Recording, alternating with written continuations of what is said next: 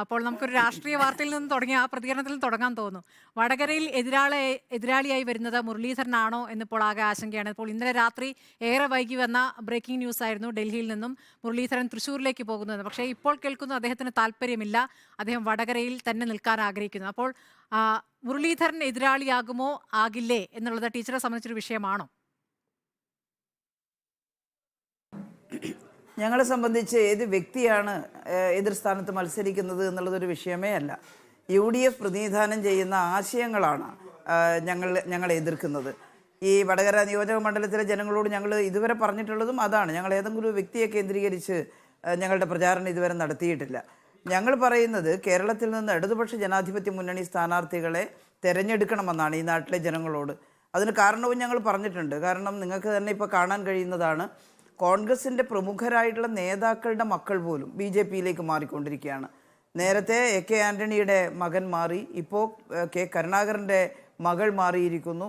അപ്പോൾ ആരാണ് BJPയോടൊപ്പം പോവുക എന്ന് നമുക്ക് പറയാൻ കഴിയാത്തൊരു സാഹചര്യമാണ് കോൺഗ്രസിനെ സംബന്ധിച്ചിടത്തോളം.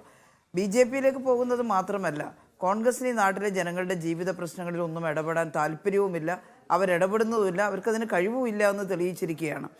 ഇപ്പോൾ ഈ കേരളത്തെ സംബന്ധിക്കുന്ന ഒട്ടേറെ വിഷയങ്ങൾ അത് ഇന്ത്യൻ പാർലമെൻറ്റിൽ ഉന്നയിക്കേണ്ടുന്ന അവസരത്തിൽ ഇവിടെ നിന്ന് കഴിഞ്ഞ തവണ തെരഞ്ഞെടുത്തയച്ച MP-മാർ നിശബ്ദരായിരുന്നു. അവരതിനെക്കുറിച്ച് ചിന്തിച്ചതേ ഇല്ല എന്നുള്ളത് നമ്മൾ കാണുന്ന കാര്യമാണ്. അതാണ് ഞങ്ങൾ ജനങ്ങളുടെ മുമ്പാകെ വെക്കുന്നത്. അതുപോലെ തന്നെ നമ്മുടെ രാജ്യത്തിൻ്റെ ഭരണഘടനയും അതുപോലെ ജനാധിപത്യം, മതേതരത്വം ഇതെല്ലാം സംരക്ഷിക്കാൻ അവിടെ ശബ്ദമുയർത്തേണ്ടവർ അവർ നിശബ്ദരായിരുന്നു, നിഷ്പ്രഭരായിരുന്നു ഇന്ത്യൻ പാർലമെൻറ്റിൽ എന്നുള്ളതാണ്. എന്നാൽ ഇടതുപക്ഷത്തിൻ്റെ ഭാഗത്തു നിന്നുള്ള MP-മാർ രാജ്യസഭയിലും ലോക്സഭയിലും ഞങ്ങൾക്ക് ഒരാളേ ഉള്ളൂ. അവർക്ക് സാധിക്കുന്ന വിധമുള്ള വലിയ പോരാട്ടമാണ് അവർ ഇന്ത്യൻ പാർലമെൻറ്റിൽ നടത്തിയത്.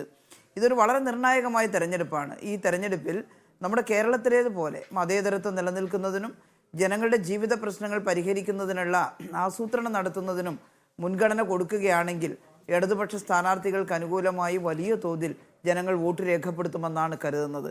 വടകര പാർലമെൻറ്റ് നിയോജക മണ്ഡലത്തിലും മഹാഭൂരിപക്ഷം ജനങ്ങളും വോട്ട് രേഖപ്പെടുത്തും ഇടതുപക്ഷത്തിന് അനുകൂലമായി എന്ന് ഞങ്ങൾ കരുതുന്നു.